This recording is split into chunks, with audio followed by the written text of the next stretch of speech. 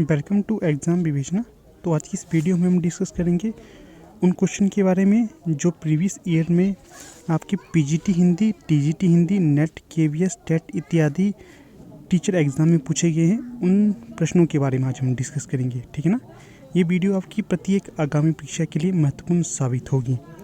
इसी के साथ बता दूं, अगर अभी तक आप हमारे टेलीग्राम ग्रुप के साथ नहीं जुड़े हैं तो आप उनके साथ भी जुड़ सकते हो। लिंक आपको डिस्क्रिप्शन बॉक्स में दे दिया गया है। तो चलिए अब वीडियो को स्टार्ट करते हैं। तो यहाँ पर प्रश्न पूछा गया है, अमीर खुसरो किस नाम से जाने जाते थे। तो जो खड़ी बोली के विद्वान या लेखक माने जाते हैं तो उनके बारे में बताना है किस नाम से जाने जाते हैं वो। तूतिए हिंद, तोताए हिंद, सितारे हिंद या सर हिंद। तो सही विकल्प यहाँ पर क्या होगा बताइए। तो सही विकल्प हो जाएगा विकल्प ए। विकल्प ए, तूतिए हिंद के नाम से ये जाने जाते थे। ए यहाँ पर सही विकल्प हो जाएगा। अगला प्रश्न देख लेते हैं अब। अगला प्रश्न है, शालिभद्र सूरी की रचना का नाम बताइए। विकल्प में है नेमिनाथ रास, भरतेश्वर बाहुबली रास, सुमितिगणि रास या जयमंक चंद्रिका। तो सही विकल्प यहाँ पर हो जाएगा विकल्प बी। जो भरतेश्वर बाहुबली रास है ये रचना हो जाएगी शालिभद्र सूरी की। बी सही विकल्प हो जाएगा। अगला प्रश्न देख लेते हैं। अगला प्रश्न है, निम्न में से कौन शिलांकित कृति है। विकल्प में पाहुन दोहा, राउलवेल, प्राकृत पेंगलम या बर्णरत्नाकर।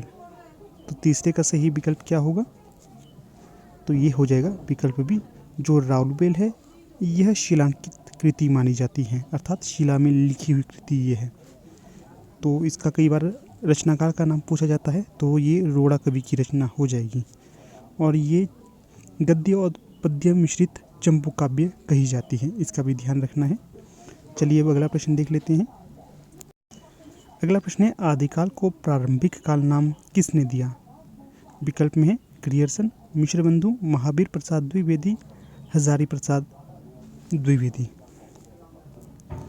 तो जो आदिकाल को प्रारंभिक काल नाम दिया गया था तो ये दिया गया था मिश्र बंधुओं के द्वारा। तो कई बार ये भी प्रश्न पूछा जाता है कि मिश्र बंधुओं की संख्या कितनी है। तो ये 3 हो जाएगी। अगला प्रश्न देख लेते हैं अब। निम्न में से हिंदी साहित्य का अतीत किसने लिखा। तो जो ग्रंथ है हिंदी साहित्य का अतीत ये बताना है किसके द्वारा लिखा गया है। विकल्प में हो जाएंगे आपके समक्ष विश्वनाथ तिवारी, आचार्य विश्वनाथ प्रसाद मिश्र, राम कुमार वर्मा या राहुल सांकृत्यायन। तो जो पांचवे का सही विकल्प हो जाएगा तो वो विकल्प बी हो जाएगा। जो आचार्य विश्वनाथ प्रसाद मिश्र है इनके द्वारा लिखा गया है हिंदी साहित्य का इतिहास ग्रंथ। अगले प्रश्न में बढ़ने से पहले आपको बता देता हूँ, हमारी टीम के द्वारा एलटी कमीशन, एलटी टेट और पीजीटी हिंदी के लिए कोर्स लॉन्च कर दिए गए हैं। अगर आप लोग इंटरेस्टेड हो तो संपर्क कर सकते हो। यहाँ पर मैं आपको बता दूँ, वहाँ पर आपको क्या मिलेगा, डेली आपको टॉपिक के हिसाब से पीडीएफ दी जाएगी। फिर टॉपिक के हिसाब रात को 8 बजे के आसपास आपका मॉक टेस्ट होगा। फिर 9 बजे के आसपास आपको इसकी आंसर की मिल जाएगी। फिर जो 9 से 10 बजे तक आप अपने डाउट क्लियर कर सकते हो। इस प्रकार की यहाँ पर पूरी स्ट्रेटजी रहती है। अगर आप लोग इच्छुक हो तो संपर्क अवश्य कर सकते हो। ये पूर्णतः पीडीएफ पर आधारित है और आपकी डेली मॉक टेस्ट होते रहेंगे जो कि आपकी किसी भी परीक्षा को क्रैक करने के लिए बहुत ज़्यादा महत्वपूर्ण होता है। इसलिए मेरा आप सभी से सुझाव है कि आप अवश्य इस कोर्स के साथ जुड़िए और इसका लाभ उठाइए। यहाँ पर आपको फीस बहुत ही निम्न स्तर की रखी गई है, ठीक है ना, जिससे कि आपको कोई दिक्कत नहीं होगी। आपके लाभ के लिए ही इन कोर्सों को बनाया गया है। तो इसी के साथ जो एक टॉप 10 मॉक टेस्ट की सीरीज भी चलाई गई है जिसमें आपको टॉप 10 मॉक टेस्ट मिलेंगे और ये सभी प्रश्न पिछली परीक्षाओं में पूछे गए हैं, इसीलिए इन्हें आपकी तैयारी के लिए बनाया गया है। अगर आप उसे भी परचेज करना चाहते हो तो संपर्क कर सकते हो, ठीक है ना। आपने बताना है लिखकर आपको क्या चाहिए। व्हाट्सएप नंबर डिस्क्रिप्शन बॉक्स में मिल जाएगा, वहाँ पर जाकर आप संपर्क करिए। व्हाट्सएप अवश्य करना आपने, ठीक है ना। तो चलिए अगला प्रश्न देख लेते हैं। 6, किस कवि को अभिनव जयदेव नाम से जाना जाता है। विकल्प में है विद्यापति, भवभूति, नरसिंह मेहता, रविदास। तो यहाँ पर जो सही विकल्प हो जाएगा, जो विद्यापति है इन्हें अभिनव जयदेव के नाम से जाना जाता है। ये सही विकल्प हो जाएगा। अगला प्रश्न देख लेते हैं। प्रश्न संख्या 7, निम्न में से किस कवि को अपभ्रंश का वाल्मीकि कहा जाता है। विकल्प में है सरहप्पा, पुष्पदंत, स्वयंभू या हेमचंद्र। तो जो आपके स्वयंभू है इन्हें अपभ्रंश का वाल्मीकि कहा जाता है। और जो डॉक्टर राम कुमार वर्मा है इनके द्वारा इन्हें हिंदी का प्रथम कवि माना गया है, ठीक है ना। और जो अपने सरहप्पा है इन्हें राहुल सांकृत्यायन के द्वारा हिंदी का प्रथम कवि माना गया है, इसका भी ध्यान रखना है आपने। अगला प्रश्न है 8, उपदेश रसायन के रचयिता कौन है? विकल्प में है जिनदत्त सूरी, जिनधर्म सूरी, शालिभद्र सूरी या धनपाल। तो उपदेश रसायन के रचयिता हो जाएंगे जिनदत्त सूरी, विकल्प ए यहाँ पर सही हो जाएगा। अगला प्रश्न है देसिल बैना सब जन मीठा, यह प्रसिद्ध उक्ति किसकी है? तो विकल्प में है विद्यापति, अमीर खुसरो, अब्दुल रहमान या कवि गंग। तो यहाँ पर सही विकल्प हो जाएगा विकल्प ए, जो विद्यापति की ये पंक्ति हो जाएगी। अगला प्रश्न देख लेते हैं। प्रश्न संख्या 10, आदिकाल को बीजवपन काल नाम किसने दिया? तो विकल्प में है आचार्य विश्वनाथ प्रसाद मिश्र, आचार्य रामचंद्र शुक्ल, आचार्य महावीर प्रसाद द्विवेदी और आचार्य भगीरथ मिश्र। तो सही विकल्प यहाँ पर हो जाएगा विकल्प सी, जो महावीर प्रसाद द्विवेदी है इनके द्वारा आदिकाल को बीजवपन काल नाम दिया गया था। और जो महावीर प्रसाद द्विवेदी हैं इनके द्वारा सरस्वती पत्रिका का संपादन भी किया गया था। कब से कब तक?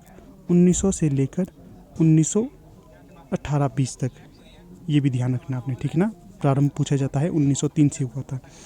और ये भी प्रश्न बनता है कि जो सरस्वती पत्रिका का प्रकाशन वर्ष क्या है? तो ये प्रश्न आपके लिए छोड़ देता हूँ, आपने बताना है ये, ठीक है। चलिए अब अगला प्रश्न देख लेते हैं। खेट कौटुकम किसकी रचना है? विकल्प में है रहीम, रसखान, कवि गंग या दादू दयाल। तो ये हो जाएगी रहीम की रचना खेट कौटुकम की। विज्ञान गीता किसकी रचना है? विकल्प में है व्यास जी, बाल गंगाधर तिलक, केशवदास, चिंतामणि। तो ये हो जाएगी केशवदास की रचना। तो कई बार आपसे परीक्षा में ये भी सवाल पूछा जाता है कि जो केशवदास को कठोर हृदय का कवि किसके द्वारा कहा गया है? तो आचार्य रामचंद्र शुक्ल के द्वारा इन्हें यह कथन कहा गया है। और ये भी प्रश्न बनता है कि जो चिंतामणि को रीतिकाल का प्रवर्तक किसने माना था? रामचंद्र शुक्ल के द्वारा, इसका भी ध्यान रखना है। और जो केशवदास को रामचंद्र शुक्ल ने भक्ति काल के अंतर्गत माना है, इन्होंने रीतिकाल के अंतर्गत स्थान ही नहीं दिया है, इसका भी ध्यान रखिएगा। अगला प्रश्न देखिए अब, बल्वाचार्य द्वारा रचित ग्रंथ का नाम क्या है? तो विकल्प में है सिद्धांत संग्रह, अध्यात्म रामायण, महाभाष्य या अणुभाष्य। तो यहाँ पर सही विकल्प हो जाएगा विकल्प डी, जो अणुभाष्य रचना है ये बल्वाचार्य जी की रचना हो जाएगी। तो जो कई बार ये प्रश्न पूछा जाता है कि जो बल्वाचार्य जी के पुत्र का क्या नाम था? तो ये था गोसाई विट्ठलनाथ। और जो विट्ठलनाथ थे इन्हीं के द्वारा अष्टछाप की स्थापना की गई थी। और जो अष्टछाप के वरिष्ठ और कनिष्ठ कवि कौन कौन से थे? तो वरिष्ठ थे इसमें आपके कुंभनदास और कनिष्ठ थे नंददास, इसका भी ध्यान रखिएगा। चलिए अगला प्रश्न देख लेते हैं। प्रबंध चिंतामणि के रचयिता का नाम बताइए। विकल्प में है दामोदर पंडित, कवि आशु, रोड़ा कवि या मेरुतुंग। तो जो प्रबंध चिंतामणि रचना हो जाएगी तो ये हो जाएगी जैनाचार्य मेरुतुंग की। तो जो मेरुतुंग थे ये जैन कवि के तौर पर भी प्रसिद्ध हैं। अगला प्रश्न देख लेते हैं। अगला प्रश्न है निम्न में से कौन सी रचना व्याकरण ग्रंथ है? तो विकल्प में है कीर्ति पताका, चर्यापद, उक्ति व्यक्ति प्रकरण और वर्ण रत्नाकर। तो जो व्याकरण ग्रंथ माना जाता है तो ये माना जाएगा आपका उक्ति व्यक्ति प्रकरण को, सी सही विकल्प हो जाएगा यहाँ। अगला प्रश्न है अंगद पैज की रचना किसने की? तो जो ग्रंथ है अंगद पैज, तो ये किसका ग्रंथ है ये बताना है। विकल्प में है नावादास, धरणीदास, ईश्वरदास, मल्लूकदास। तो जो अंगद पैज रचना होगी ईश्वरदास की हो जाएगी। और जो ईश्वरदास है इनके द्वारा प्रेमाख्यानक रचना भी लिखी गई है, ठीक है ना। उस रचना का नाम आपने मुझे बताना है कि वो कौन सी रचना है जिसे प्रेमाख्यानक रचना भी माना जाता है ईश्वरदास की रचना का। ये प्रश्न आपके लिए है दूसरा। चलिए अब अगला प्रश्न देख लेते हैं। अगला प्रश्न है 17, केशव कहीं न जाए का कहिए, ये पंक्ति किस कवि की है? तो विकल्प में है केशवदास, कबीरदास, तुलसीदास या नरहरिदास। तो जो केशव कही ना जाए का कहिए, तो ये पंक्ति हो जाएगी तुलसीदास की। सी यहाँ पर सही विकल्प हो जाएगा। अगला प्रश्न है यहाँ पर 18, प्रभु जी तुम चंदन हम पानी, इस पंक्ति के रचनाकार कौन होंगे? तो विकल्प में है चंदन दास, मल्लुक दास, नानक देव या संत रैदास। तो सही विकल्प हो जाएगा यहाँ पर विकल्प डी, संत रैदास के द्वारा ये पंक्ति कही गई थी। तो ये कई बार ये भी प्रश्न बनता है कि जो संत रैदास थे ये किस संप्रदाय से संबंधित थे? निर्गुण संप्रदाय से। ठीक है, अगला प्रश्न देख लेते हैं। और रुद्र संप्रदाय की स्थापना किसने की थी? विकल्प में है रुद्र स्वामी, श्री स्वामी, विष्णु स्वामी या निम्बार्काचार्य। तो यहाँ पर सही विकल्प हो जाएगा विष्णु स्वामी के द्वारा रुद्र संप्रदाय की रचना की गई है। अब अगला प्रश्न देख लेते हैं। गोकुलनाथ की रचना का नाम बताइए। विकल्प में है 84 वैष्णवन की वार्ता, भक्तमाल, चित्ताई वार्ता या गोसाई चरित। तो सही विकल्प हो जाएगा 84 वैष्णवन की वार्ता गोकुलनाथ जी की रचना हो जाएगी। अगला प्रश्न देखते हैं। शिवराज भूषण ग्रंथ में किसका विवेचन मिलता है? रस का मिलता है, ध्वनि का मिलता है, अलंकार का मिलता है या औचित्य का मिलता है? तो जो रचना है शिवराज भूषण, इसमें अलंकार का विवेचन मिलता है।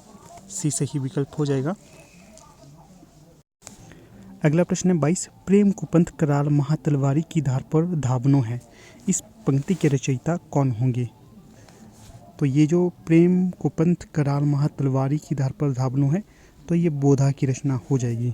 डी सही विकल्प हो जाएगा यहाँ पर। अगला प्रश्न है 23, कबीर किस शासक के समकालीन थे? विकल्प में है हुमायूं, अकबर, सिकंदर लोदी, बहादुर शाह जफर। तो यहाँ पर सही विकल्प हो जाएगा सिकंदर लोदी।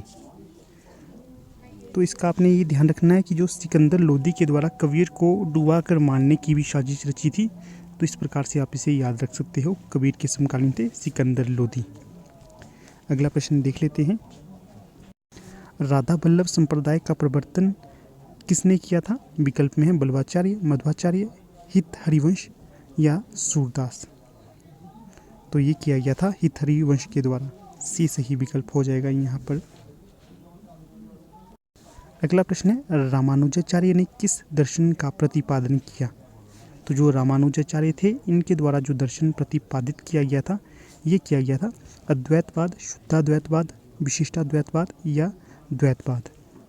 तो यहाँ पर जो सही विकल्प हो जाएगा, तो ये विकल्प सी हो जाएगा, विशिष्टाद्वैतवाद का प्रवर्तन रामानुजाचार्य के द्वारा किया गया था।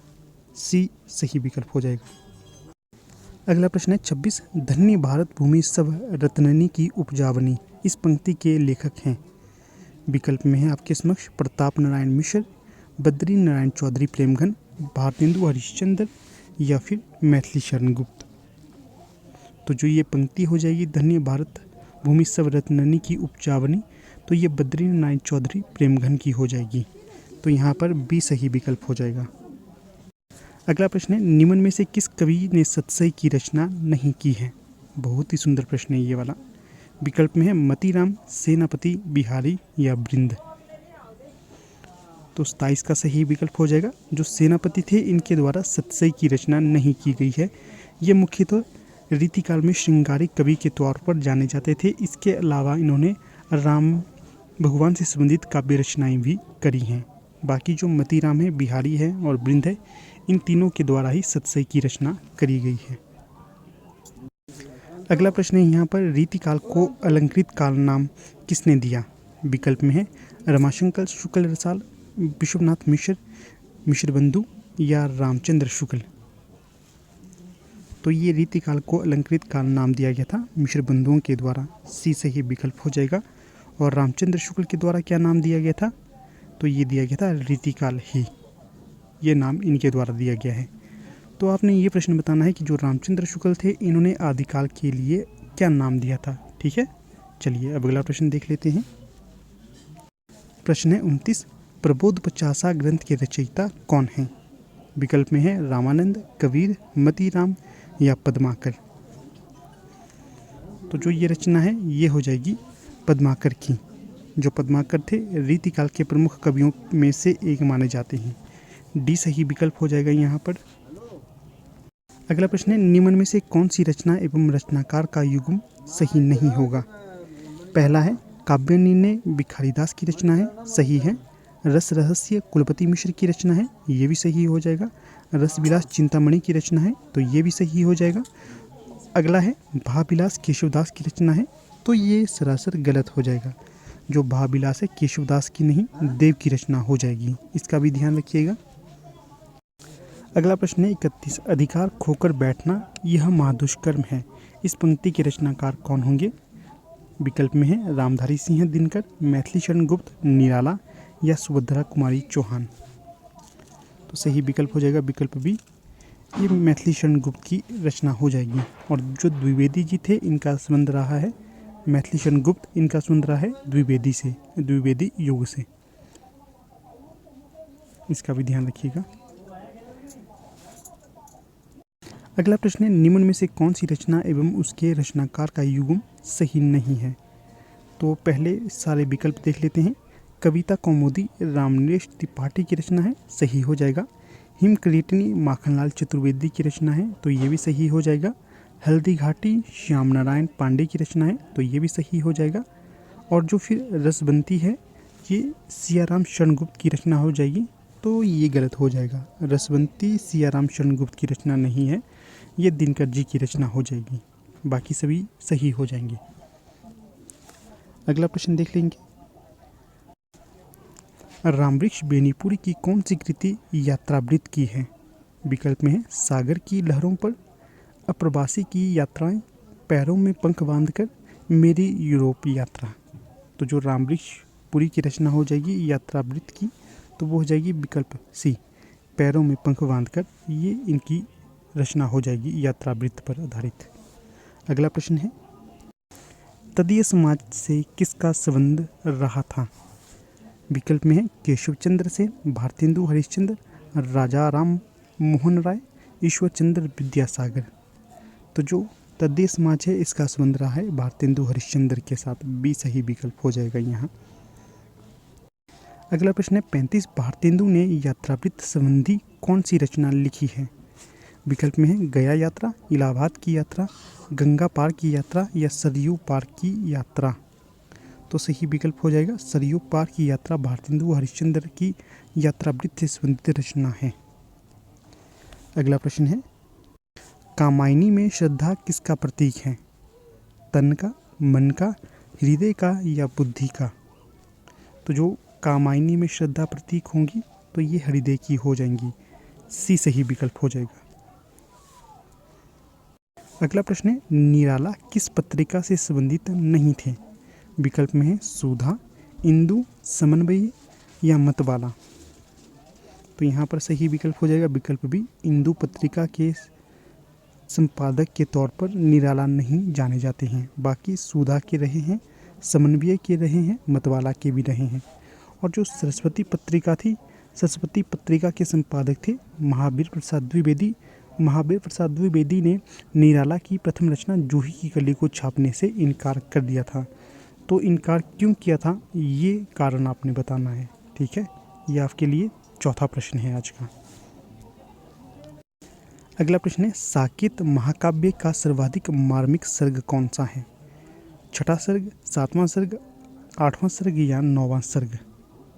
तो सही विकल्प हो जाएगा विकल्प डी, नौवां सर्ग साकेत महाकाव्य का सर्वाधिक मार्मिक सर्ग के तौर पर जाना जाता है। साकेत किसकी रचना है? मैथिली शरण गुप्त की रचना हो जाएगी ये, इसका भी ध्यान रखिएगा। अगला प्रश्न है 39, संपत्ति शास्त्र के लेखक का नाम बताइए। आचार्य महावीर प्रसाद द्विवेदी, आचार्य हजारी प्रसाद द्विवेदी, रामचंद्र शुक्ल या श्याम सुंदर दास।